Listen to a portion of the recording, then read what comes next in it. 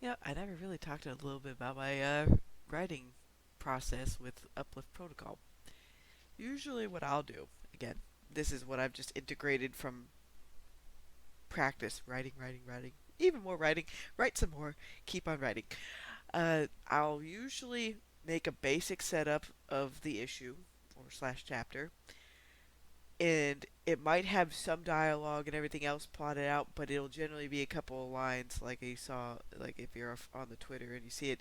I'll actually have at the very end of everything, I'll copy paste like habitually, like maybe 3 or 4 times throughout the chapter, what the overall main tagline of it is, and then I'll start populating that chapter with either character interactions, little mystery hooks, and things like that. So I kind of build from outward to in a way.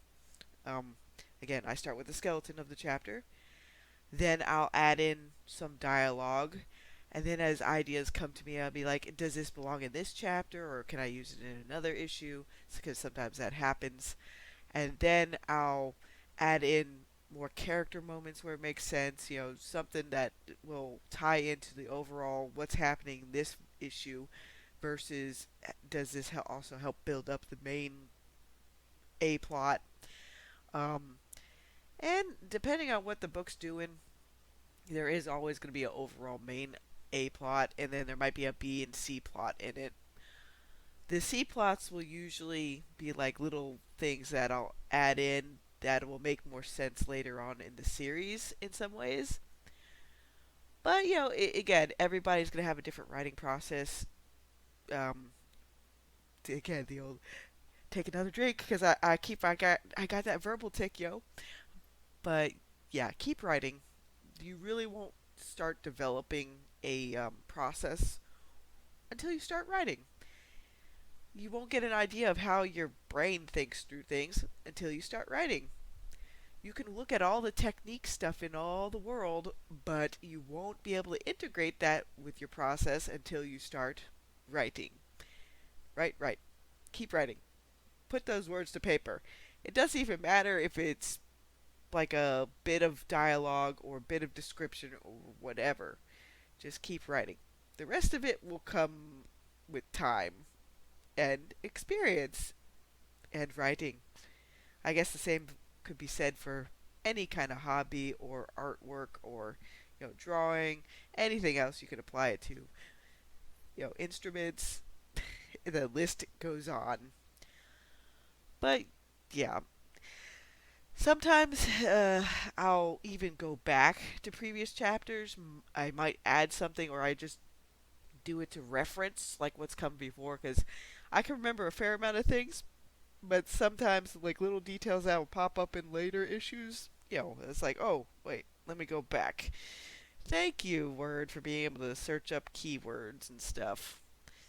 It can get a little bit convoluted sometimes, but you know, all you gotta really do, at least how I do it, is I'll take a look at a story and I'll just break it down into kind of like what's its overall theme, and then you can just slowly build up on the theme, or you can do it lightning quick. It just depends on your process, which again will basically start forming when you keep writing.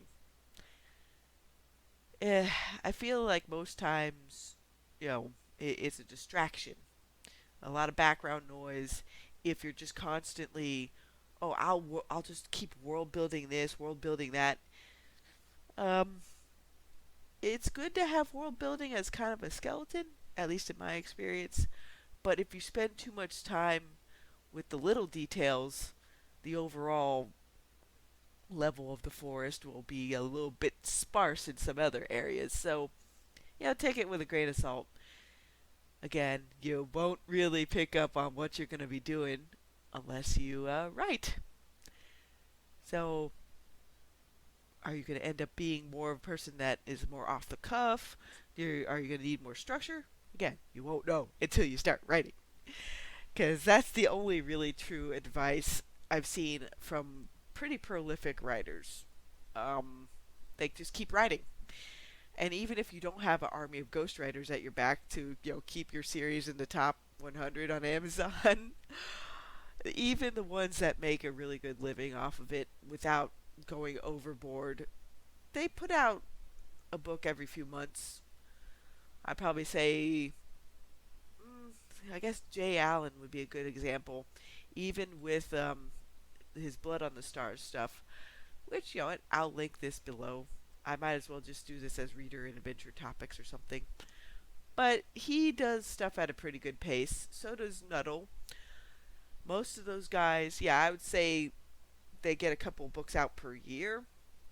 Um, so you gotta find out where you're comfortable at. And again, you won't really know that until you start writing.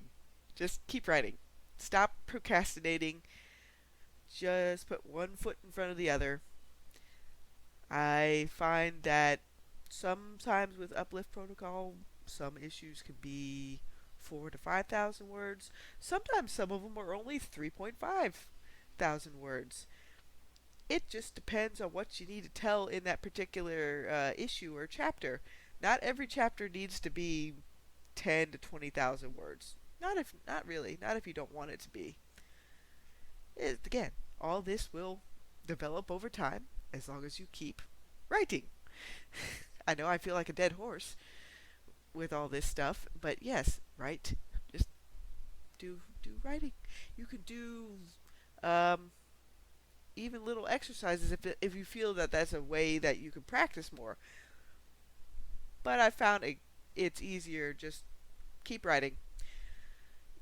Everybody starts with a couple hundred words. That's fine. You can eventually get up into, I think the longest session I did was 20,000 words at one point. And that was basically doing part of issue 4 for this book and then going into issue 5. Like I basically was on a roll. I was like, I got further ideas. Like, oh, this will fit perfectly in issue 5. Yes, Hillary Books, stop that.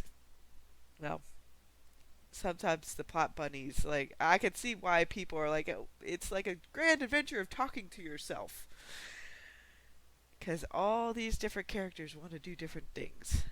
But, you know what, you're the writer. Corral those plot bunnies and tell them to sit up and take notice.